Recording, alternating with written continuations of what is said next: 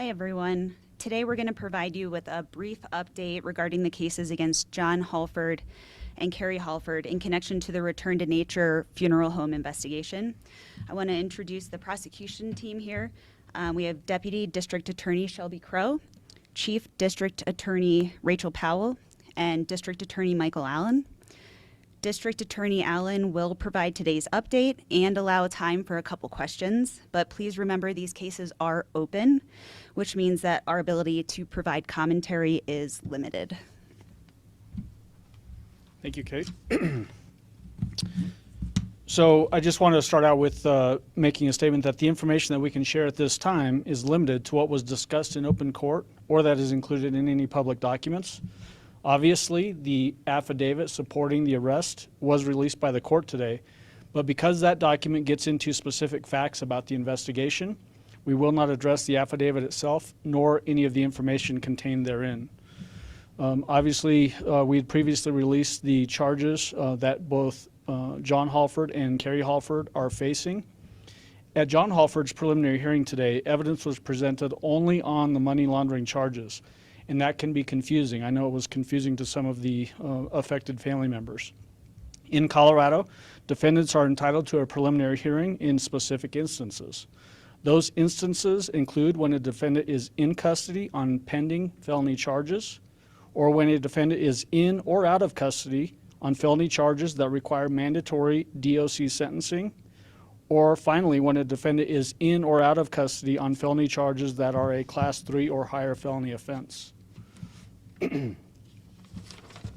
Mr. Hallford obviously bonded out of custody, so he was entitled to a preliminary hearing only on the money laundering counts, which are counts 1 through 4, as they are all Class 3 felony offenses.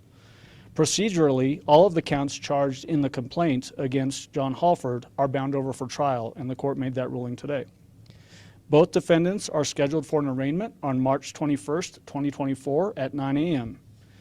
Arraignment is a procedural step when a defendant enters a formal guilty or not guilty plea. It's very typical for a defendant to enter a not guilty plea at that setting, and we anticipate that to be the case for these two defendants.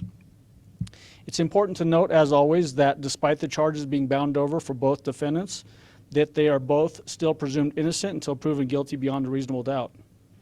I want to take this opportunity now to remind the public that some of the remains recovered from the location in Penrose have not been identified. A number of people continue to work diligently to identify those remains, including the Fremont County Coroner's Office.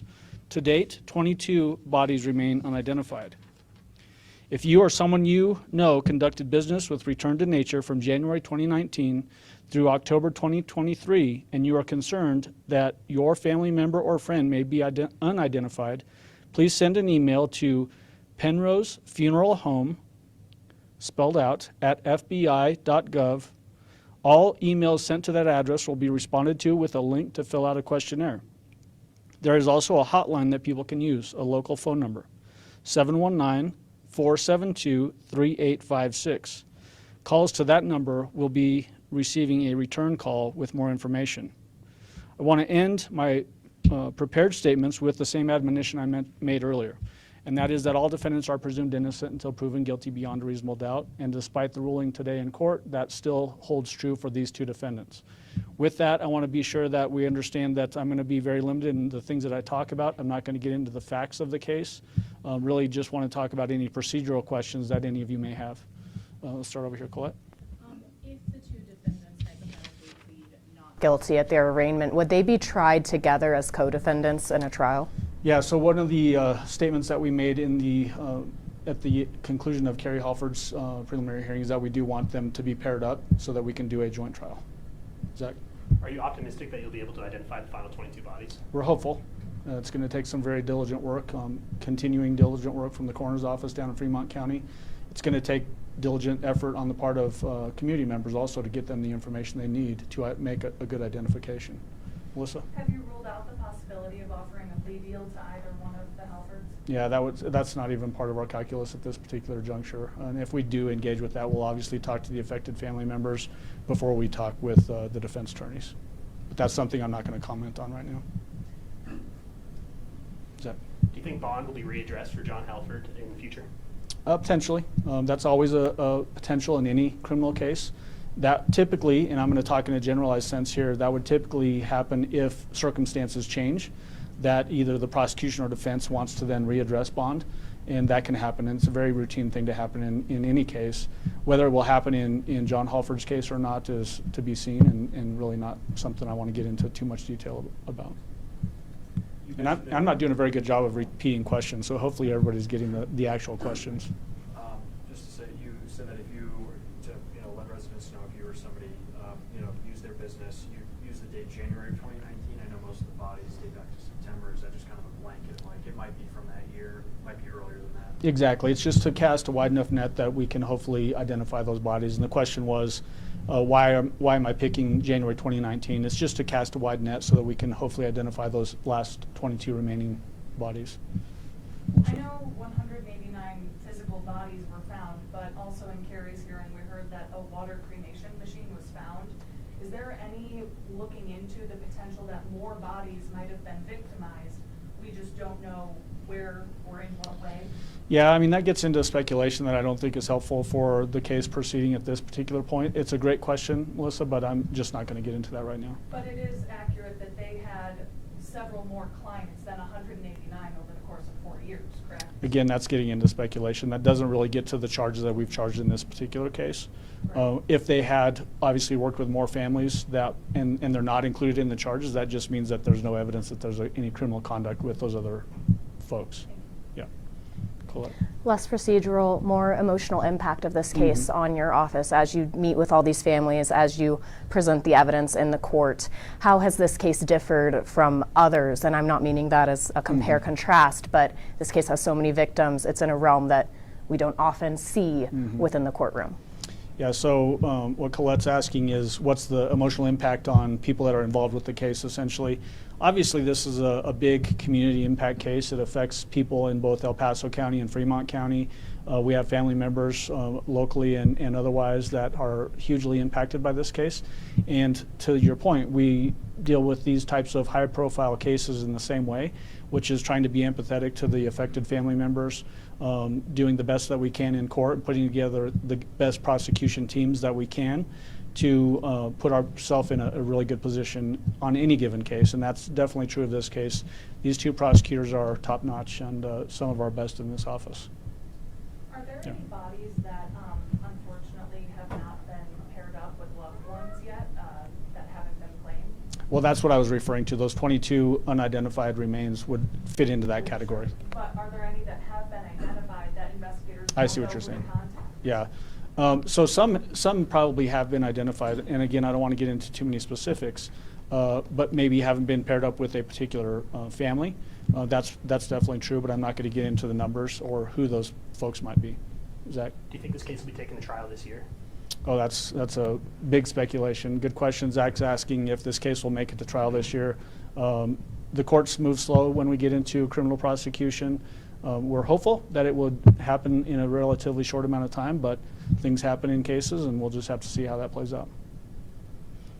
I don't know if you could answer this or not, because could there be any federal charges too, especially with a military burial that was out at the cemetery, the federal cemetery? Yeah, so what Mike is asking is there a potential for any federal charges? That would be a speculative answer right now, so I'm not going to get into that.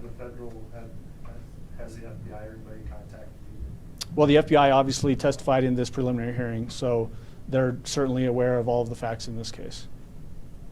I have a question, just since you're not too sure about when the trial will be, and you're kind of saying it might be a long process, like, is there any concerns in terms of Jon Hallford evading law enforcement again, since he did it once before while he's posted bail? Yeah, I mean, that gets into a speculative area. Good question. So the question was, are there any concerns about Jon Hallford potentially fleeing the area, essentially? I'm not going to get into the speculation. It's a good question. Certainly something that I can understand why you'd be interested in an answer on that. But because it's so speculative and not something that is a big concern right now, I'm not going to get into it. But thank you. Yeah, Melissa. Are there any major differences or any differences at all in how you're proceeding with John's case versus Carrie's case at this time?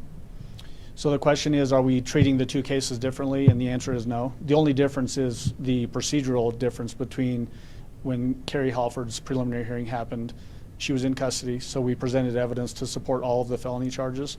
Whereas for Jon Hallford, he was out of custody, so he was only entitled to a preliminary hearing on the money laundering charges. So those Class 3 felony offenses. Procedurally, that's the only difference. The approach to both cases is the same. Can you clarify why that is? Because I wasn't totally clear on why they just addressed like the money laundering evidence today, whereas Carrie's was more lengthy. Yeah, so that's the question is, if I can clarify why preliminary hearing evidence was presented on Jon Hallford for only the Class 3 felonies. That's the statement that I made early on in my comments about the procedural makeup in Colorado. Defendants are entitled to a preliminary hearing on felony charges if they're in custody, no matter what the level of charges are. If they're in or out of custody and the felony charge is a mandatory sentence to DOC, that would give a preliminary hearing no matter what level they are. And then finally, if a person is in or out of custody and the charges are a Class 3 or higher felony offense. Money laundering is a Class 3, so that's why we did the preliminary hearing on just those money laundering. And that's a weird thing with Colorado procedure as it relates to preliminary hearing.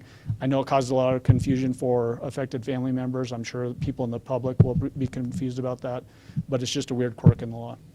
When we were here for the previous press conference after their arrest, I know you kind of wanted to make clear to everybody very early on that pretty much they could potentially be all probation eligible charges, but obviously the way you just described it, this one or those Class 3 felonies do require, I guess, require the hearing because they can carry those minimum, Yeah, so the question is, I think if I'm hearing your question correctly, is hearkening back to my early comments that all of the potential charges here are probation eligible, and then contrasting that with why Jon Hallford had preliminary hearing on Class 3 felony. Is that it?